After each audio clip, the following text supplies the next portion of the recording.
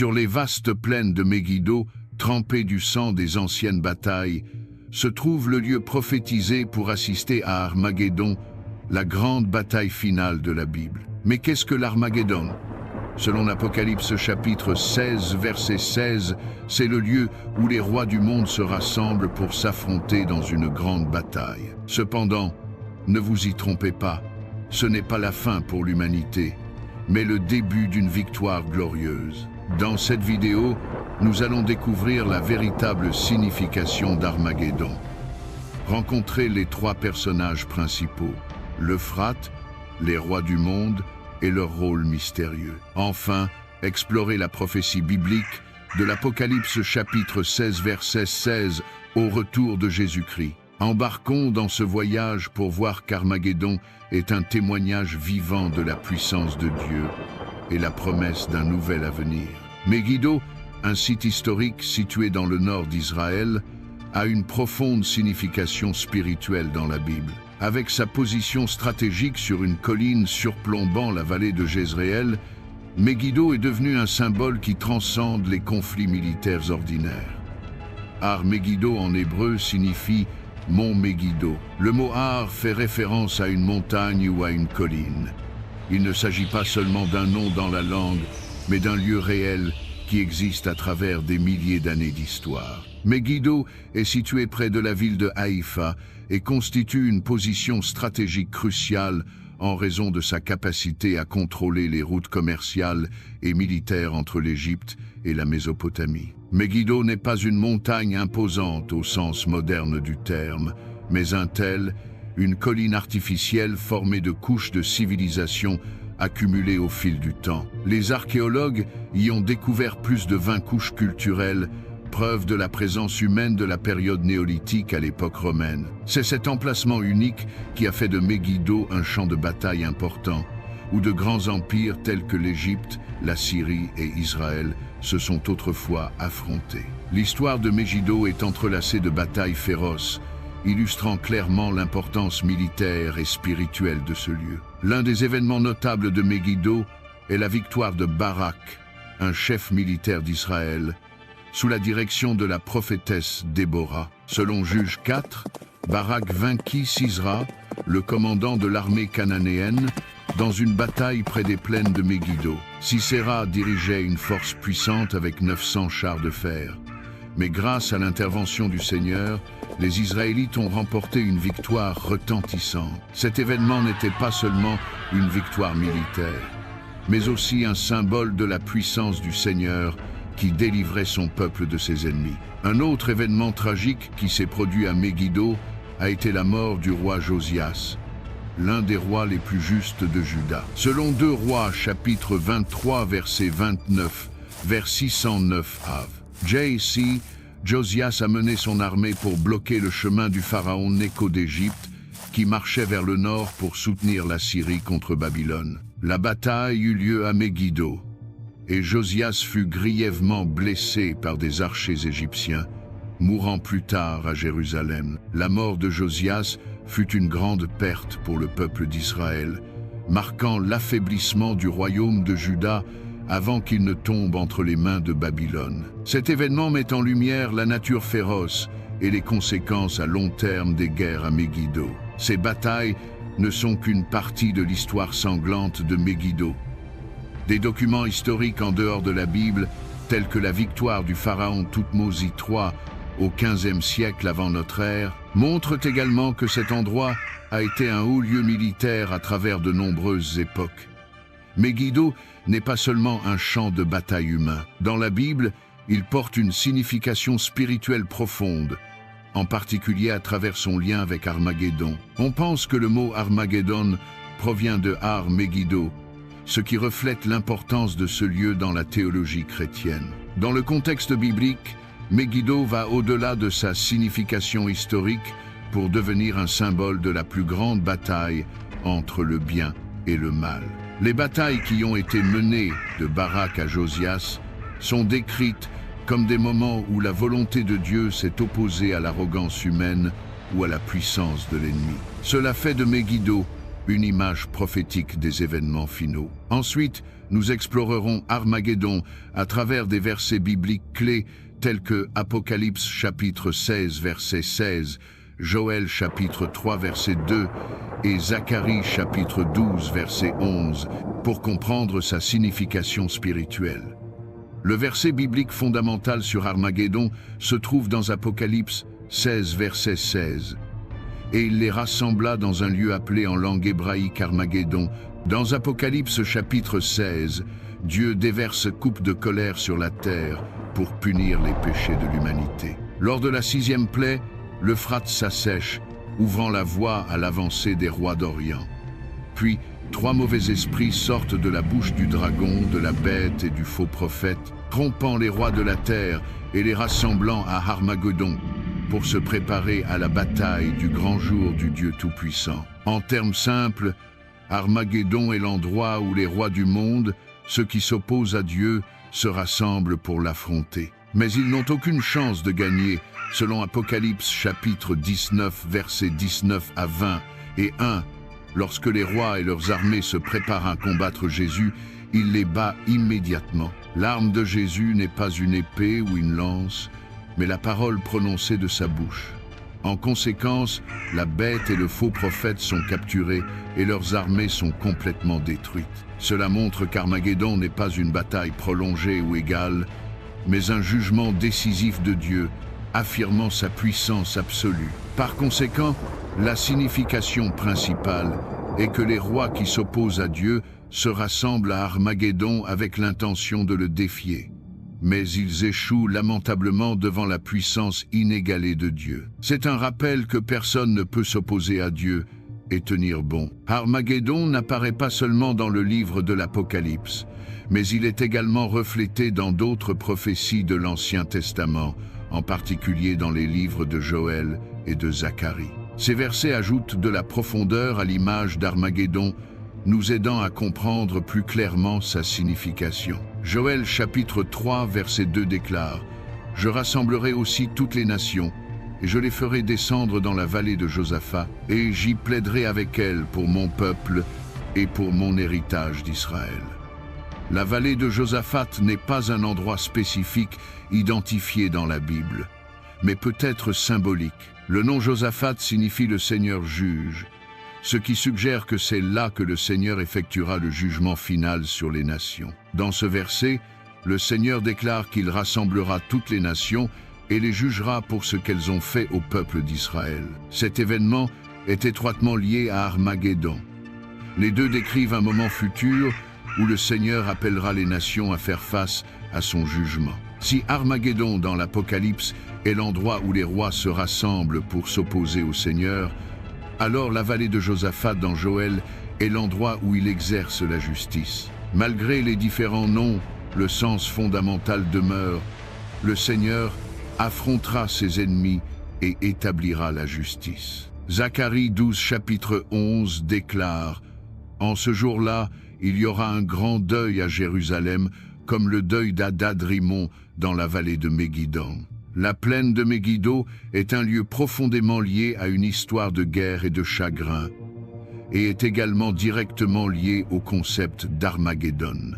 Zacharie 12, chapitre 11, prophétise un jour futur où le peuple d'Israël se lamentera non seulement de chagrin, mais aussi de repentance, en réalisant que celui qu'ils avaient rejeté est le Seigneur Jésus. L'expression « les pleurs de Hadad-Rimon » rappelle l'époque où le roi Josias, un roi vertueux d'Israël, a été tué à Megiddo. Sa mort a profondément endeuillé la nation entière. Le lien avec Armageddon réside dans le fait que Megiddo a été témoin de grandes tragédies pour Israël.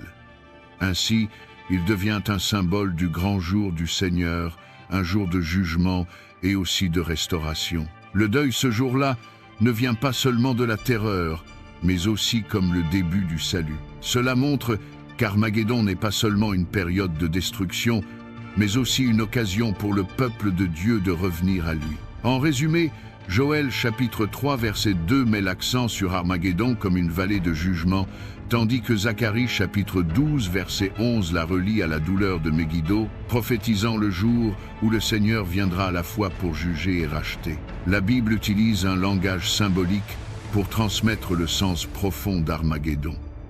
Les deux images principales sont les rois et la bataille, qui nous aident à comprendre la nature spirituelle de cet événement. Les rois de la terre sont rassemblés par trois mauvais esprits du dragon Satan, de la bête et du faux prophète. Cela indique que les rois ne sont pas simplement des dirigeants politiques en chair et en os. Ils représentent les forces du mal qui se cachent derrière eux, manipulées par Satan pour s'opposer au Seigneur et à son peuple. Cette imagerie nous rappelle que Armageddon n'est pas un conflit entre nations, mais une confrontation entre la lumière et les ténèbres, entre le Seigneur et les forces du mal. Bien qu'on l'appelle une bataille, Armageddon n'est pas comme une guerre physique ordinaire. Il s'agit plutôt d'une bataille spirituelle où le pouvoir du Seigneur se manifeste par sa parole. Après Armageddon, la Bible décrit les prochaines étapes du plan de Dieu. Satan est lié et emprisonné dans l'abîme pour 1000 ans, mettant fin à sa tromperie. Jésus règne sur la terre en paix avec les saints. Finalement, Dieu crée un nouveau ciel et une nouvelle terre où il n'y a plus de mort, de deuil, de pleurs ou de douleur. Armageddon est donc un tournant pour Dieu pour détruire le péché et le mal, ouvrant la voie à un nouveau monde plein de justice et de paix. Au lieu de craindre Armageddon, les chrétiens sont encouragés à l'attendre avec espoir. Comme le dit 2 Pierre chapitre 3 verset 13. Cependant, selon sa promesse, nous attendons des cieux nouveaux et une terre nouvelle où habite la justice. Armageddon n'est pas la destruction, mais le début d'une nouvelle vie. Armageddon n'est pas un événement aléatoire ou un désastre inattendu. C'est une partie indispensable du plan de salut de Dieu, prophétisé il y a longtemps dans la Bible. Pour comprendre la signification profonde d'Armageddon, nous devons la replacer dans le contexte plus large de l'histoire du salut que Dieu a établi dès le commencement. Depuis que l'humanité est tombée dans le péché dans le jardin d'Éden, le monde a été souillé par le mal, la souffrance et la mort. Cependant, Dieu ne permet pas au péché de régner éternellement. Dès le début, il a promis d'envoyer un sauveur pour vaincre Satan et restaurer l'ordre originel de la création. Jésus a accompli la première partie de ce plan par sa mort et sa résurrection, apportant le pardon et le salut à ceux qui croient en lui. Mais le plan de Dieu ne s'arrête pas là. Il a également promis de revenir pour établir un royaume éternel où la justice et la paix règnent pour toujours. Armageddon est le tournant qui mène à l'accomplissement de cette promesse. Dans la Bible, de nombreuses batailles importantes sont enregistrées comme des marques de l'intervention de Dieu, mais aucune n'a une signification aussi profonde qu'Armageddon. Si la bataille de Jéricho démontre la puissance de Dieu en accordant la victoire aux Israélites par les seules trompettes et l'obéissance, alors Armageddon est la bataille finale où Jésus lui-même intervient pour détruire le mal.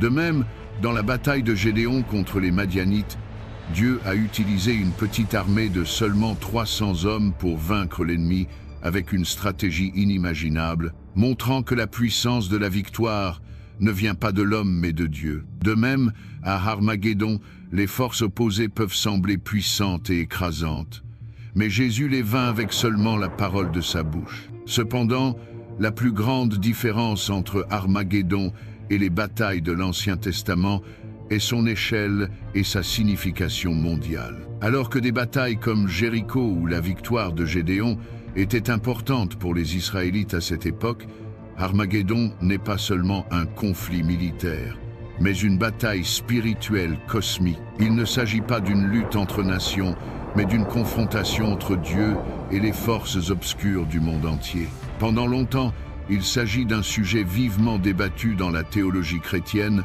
non seulement en raison de sa nature mystérieuse, mais aussi en raison de la diversité de la façon dont les croyants et les érudits interprètent sa signification et son moment. Dans cette section, nous explorerons 3 perspectives théologiques principales sur Armageddon: le prémillénarisme, l'amillénarisme et le postmillénarisme. Chaque perspective offre une vision unique de la nature et de la signification d'Armageddon. La vision prémillénariste est l'une des interprétations les plus populaires d'Armageddon, en particulier parmi les communautés qui croient que Jésus reviendra avant d'établir le royaume millénaire sur Terre. Selon ce point de vue, Armageddon est une véritable bataille qui aura lieu à l'avenir, marquant un tournant important dans le plan de Dieu. Les prémillénaristes croient qu'Armageddon se produira à la fin de la période de la tribulation, une période de chaos mondial et de souffrance prophétisée dans la Bible. Après cette bataille, Jésus reviendra dans la gloire, vaincra les forces du mal et établira un royaume pacifique qui durera 1000 ans sur terre, comme décrit dans Apocalypse, chapitre 20, versets 1 à 6. Armageddon est envisagé comme un conflit à grande échelle, à la fois physique et spirituel. Cependant, l'intervention directe de Jésus mettra fin à la guerre, apportant la victoire décisive du côté de la justice. Pour ceux qui défendent ce point de vue, Armageddon n'est pas seulement un événement prophétique, mais aussi une affirmation de la puissance suprême de Dieu. Il marque le moment où Dieu agit directement pour juger le monde, détruire le mal et rétablir l'ordre dans sa création. Cela sert d'appel aux croyants à vivre dans l'anticipation et la préparation pour ce grand jour. La vision prémillénariste encourage souvent l'étude des signes de la fin des temps, tout en soulignant l'importance de maintenir la foi dans un monde de plus en plus instable. La vision millénariste propose une approche différente, voyant Armageddon non pas comme un événement futur unique, mais comme un symbole de la bataille spirituelle continue entre le bien et le mal tout au long de l'histoire humaine. Selon cette perspective, le millénium mentionné dans l'Apocalypse n'est pas une période littérale de 1000 ans sur Terre, mais une représentation symbolique de l'ère actuelle, de l'ascension de Jésus jusqu'à son retour. Armageddon ne se limite donc pas à un moment précis, mais est un processus continu dans la vie de l'Église. Armageddon est compris comme la confrontation entre la lumière et les ténèbres, entre la vérité de Dieu et la tromperie de Satan. Plutôt qu'une bataille physique avec des armées et des armes, c'est une guerre spirituelle que chaque croyant expérimente lorsqu'il fait face à la tentation, à la persécution et aux défis de sa foi dans la vie quotidienne. Le point de vue amillénariste souligne que la victoire de Jésus n'est pas seulement un événement futur, mais qu'elle a commencé lorsqu'il a triomphé du péché et de la mort sur la croix. Dans cette compréhension, Armageddon sert de rappel que, bien que le mal puisse faire rage, Dieu reste aux commandes et achèvera son plan de salut le moment venu. Ceux qui défendent ce point de vue se concentrent souvent sur une vie de foi inébranlable, croyant que l'Église est engagée dans cette bataille spirituelle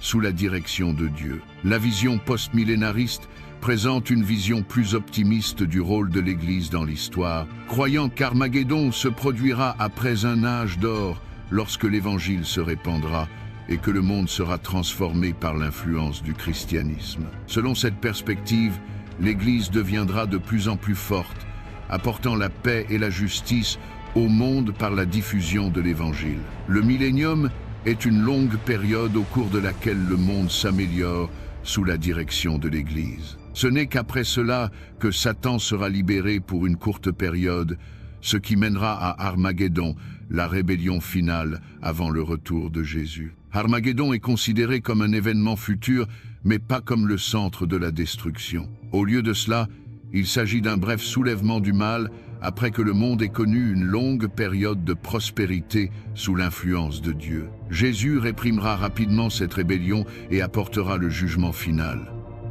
La vision postmillénariste met l'accent sur la responsabilité de l'Église de réformer la société et de répandre la vérité. Armageddon marque la fin du mal après que l'Église a accompli sa mission, ouvrant la voie au retour de Jésus dans la gloire. Ceux qui défendent ce point de vue sont souvent activement impliqués dans le travail missionnaire et la réforme sociale, croyant qu'ils contribuent à construire un monde meilleur avant le jour du retour de Jésus. Bien que les trois points de vue diffèrent dans leur compréhension du moment et de la nature d'Armageddon, ils convergent tous vers une vérité fondamentale. Le Seigneur sera victorieux. Cette unité est un fondement crucial pour que les chrétiens surmontent les différences théologiques et regardent vers une espérance partagée. Alors que les débats sur le moment et les détails d'Armageddon peuvent se poursuivre à l'infini, il y a une question plus pratique que chacun d'entre nous doit se poser. Suis-je prêt? Au lieu de nous laisser prendre à prédire quand Armageddon se produira, nous devrions nous concentrer sur la préparation spirituelle du retour du Seigneur. La Bible insiste constamment sur l'importance de la préparation. Jésus dit dans Matthieu chapitre 24, verset 44, « Soyez donc prêts, vous aussi, car, à l'heure où vous ne le pensez pas, le Fils de l'homme vient. » Cela nous rappelle que, quelle que soit la façon dont Armageddon se déroule, la chose la plus importante est la condition spirituelle de chaque individu. En comparant avec les phénomènes scientifiques modernes, nous découvrons de nombreuses raisons de nous connecter aux prophéties bibliques. Un exemple marquant est l'épuisement de l'Euphrate, le fleuve historique du Moyen-Orient. L'Euphrate n'est pas seulement un fleuve qui coule à travers les terres arides du Moyen-Orient. C'est aussi un symbole de la vie, de la civilisation et de l'histoire. Avec le Tigre, il a nourri de glorieux empires comme Sumé, Babylone et la Syrie, faisant de la Mésopotamie l'un des premiers centres culturels de l'humanité. Pendant des milliers d'années, cette rivière a été une bouée de sauvetage pour des millions de personnes, fournissant de l'eau pour l'irrigation, la pêche et le commerce. Cependant, au cours des dernières décennies, l'Euphrate a été confronté à une crise sans précédent. Son niveau d'eau a chuté de façon spectaculaire, menaçant son existence même. Selon des études scientifiques, les principales causes de ce déclin proviennent de deux facteurs majeurs. Tout d'abord, d'énormes projets de barrages hydroélectriques en Turquie, notamment le barrage d'Atatürk, qui fait partie du projet Anatolie du Sud-Est, ont retenu de grandes quantités d'eau, réduisant considérablement le débit vers les pays en aval, comme l'Irak et la Syrie. Bien que ces projets apportent des avantages économiques et énergétiques à la Turquie, ils étouffent par inadvertance le cours naturel de l'Euphrate. Deuxièmement, le changement climatique mondial a modifié les conditions météorologiques, entraînant une forte diminution des précipitations dans les eaux d'amont du fleuve. La NASA a enregistré que le débit d'eau de l'Euphrate a diminué d'environ 30% entre 2003 et 2010. Et cette tendance se poursuit sans aucun signe d'arrêt. En conséquence, les champs autrefois luxuriants qui dépendaient du fleuve sont maintenant desséchés, les écosystèmes fluviaux se dégradent et des millions de personnes en Irak et en Syrie sont confrontées à de graves pénuries d'eau. Cela devient particulièrement remarquable lorsqu'on le compare à l'Apocalypse chapitre 16, verset 12, qui prophétise que l'Euphrate se tarira pour préparer la voie au roi de l'Orient dans le contexte des événements de la fin des temps. De plus, la Bible mentionne d'autres phénomènes naturels tels que les tremblements de terre, les météorites ou les catastrophes naturelles. Par exemple, dans Matthieu chapitre 24 verset 7, Jésus parle de tremblements de terre à divers endroits comme signe de la fin des temps. En réalité, l'United States Geological Survey montre que la fréquence des tremblements de terre majeurs semble augmenter dans des régions comme la ceinture de feu du Pacifique, bien que les scientifiques débattent encore de la question de savoir s'il s'agit d'une tendance réelle ou simplement d'une meilleure technologie d'enregistrement. Néanmoins, le parallèle entre les descriptions bibliques et les événements modernes reste un domaine qui mérite d'être exploré, mettant en évidence la relation entre le passé et le présent. D'un point de vue scientifique et religieux, de nombreux scientifiques chrétiens ont cherché à expliquer les prophéties environnementales à travers une lentille scientifique. Ils suggèrent que des phénomènes comme l'épuisement de l'Euphrate pourraient être le résultat de processus naturels ou de l'activité humaine, mais ils n'excluent pas la possibilité qu'ils fassent partie du plus grand plan de Dieu. Cette intersection montre que la science et la foi ne sont pas nécessairement opposées, mais qu'elles peuvent se compléter, aidant les gens à mieux comprendre le monde et les signes de l'avenir. Ainsi, le fait de relier les données scientifiques à la prophétie enrichit non seulement la perspective d'Armageddon, mais suscite également la curiosité quant à la signification profonde des événements en cours. La croyance en cette bataille apocalyptique a encore une profonde influence sur la société d'aujourd'hui. Tout d'abord, politiquement, dans des pays où il y a beaucoup de chrétiens comme les États-Unis, les prophéties sur la fin du monde affectent parfois la façon dont les politiciens discutent des politiques. Beaucoup de gens, y compris certains politiciens, croient que le monde est sur le point de se terminer. Une enquête de 2022 montre qu'environ 39% des adultes aux États-Unis pensent que l'humanité vit à la fin des temps. Cette croyance était autrefois exprimée au niveau de la direction. Par exemple, le président Ronald Reagan, depuis les années 1970, a exprimé l'opinion que tout était prêt pour la bataille d'Armageddon et la seconde venue du Christ. Outre la politique intérieure, la croyance en Armageddon a également un impact clair sur les relations internationales, en particulier en ce qui concerne le Moyen-Orient et Israël.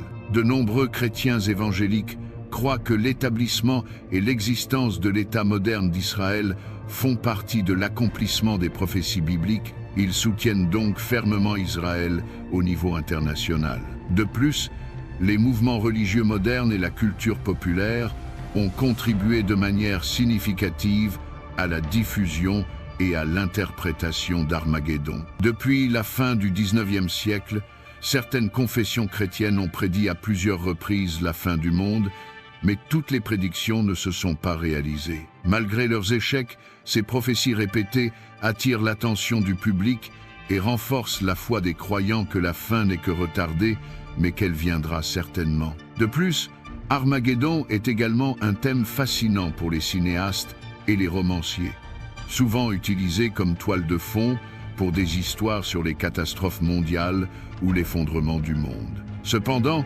ces interprétations s'écartent souvent de la vérité rapportée dans la Bible, créant une image déformée et dramatique. L'image la plus familière d'Armageddon dans la culture populaire est celle d'une guerre nucléaire mondiale, où les nations s'affrontent avec des armes de destruction massive. Des films comme Docteur Folamour ou Le jour d'après ont dépeint ce scénario avec une destruction terrifiante et un désespoir écrasant. Cependant, la Bible ne décrit pas Armageddon comme un conflit entre des humains utilisant des armes qu'ils ont créées. Une autre interprétation courante est de lier Armageddon aux catastrophes naturelles, comme un astéroïde géant frappant la Terre, causant une destruction mondiale. Le film Armageddon du réalisateur Michael Bay en est un exemple typique, où les personnages principaux doivent se sacrifier pour empêcher un astéroïde de menacer la vie sur la planète. Mais dans la Bible,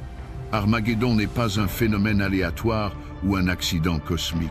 C'est un événement prédéterminé et contrôlé par Dieu, qui vise à juger ceux qui s'opposent à lui et à apporter le salut aux fidèles. Il n'y a aucun élément dans la Bible qui relie Armageddon aux astéroïdes ou aux catastrophes naturelles hors du contrôle de Dieu. Les œuvres de fiction poussent même l'imaginaire plus loin en associant l'Armageddon à la montée des zombies ou des créatures monstrueuses, comme dans la série The Walking Dead. Ces histoires transforment Armageddon en un scénario d'horreur, où les humains doivent se battre pour survivre dans un monde chaotique.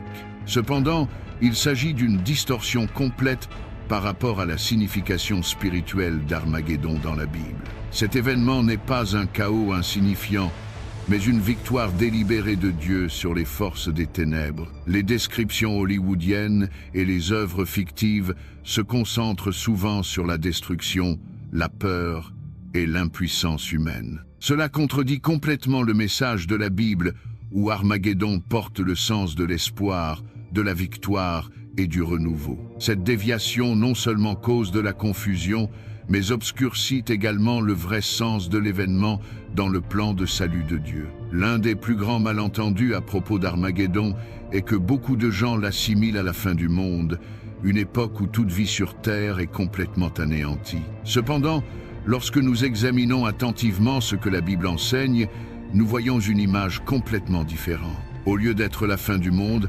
Armageddon est le jour où la puissance suprême de Dieu est affirmée.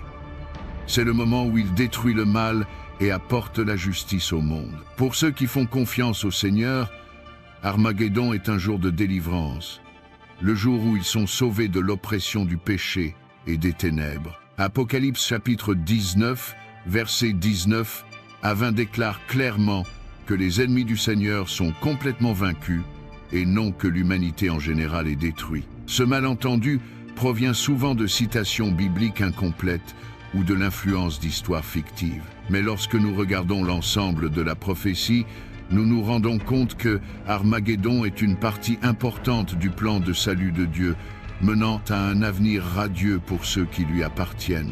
Dans le contexte du monde d'aujourd'hui, avec des nouvelles de guerre, de catastrophes naturelles et de crises qui apparaissent constamment, beaucoup de gens tombent facilement dans un état d'anxiété que l'Armageddon approche. Cependant, en tant que chrétiens, nous sommes appelés à maintenir une attitude différente, en plaçant notre confiance dans la parole de Dieu plutôt que d'être emportés par la peur des nouvelles du monde. La Bible a mis en garde à l'avance contre les temps difficiles, mais en même temps, elle affirme que le Seigneur tient tout entre ses mains. Dans Matthieu chapitre 24, versets 6 à 7, Jésus dit « Et vous entendrez parler de guerre et de bruit de guerre.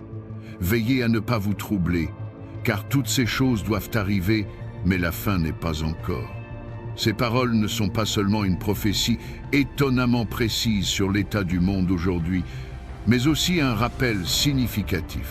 Lorsque nous allumons la télévision ou que nous faisons défiler les actualités, nous voyons des guerres en Ukraine, des conflits au Moyen-Orient ou des tempêtes et des sécheresses dévastant des communautés. Ces choses peuvent nous faire sentir impuissants, mais Jésus insiste sur le fait qu'il ne faut pas s'alarmer. Il ne dit pas que ces événements seront faciles ou indolores, mais il affirme qu'ils font partie du processus que le Seigneur a prédéterminé. Peu importe à quel point le monde peut vaciller, rien ne se passe en dehors de sa volonté et de son grand plan. Au lieu de laisser la peur dominer, les chrétiens sont invités à vivre dans la paix et l'espérance. 2 Timothée, chapitre 1, verset 7 déclare « Car Dieu ne nous a pas donné l'esprit de crainte, mais celui de puissance, d'amour et de bon sens. » Peu importe comment la fin des temps ou Armageddon se déroule, la Bible affirme une vérité inébranlable: le Seigneur sera le vainqueur ultime.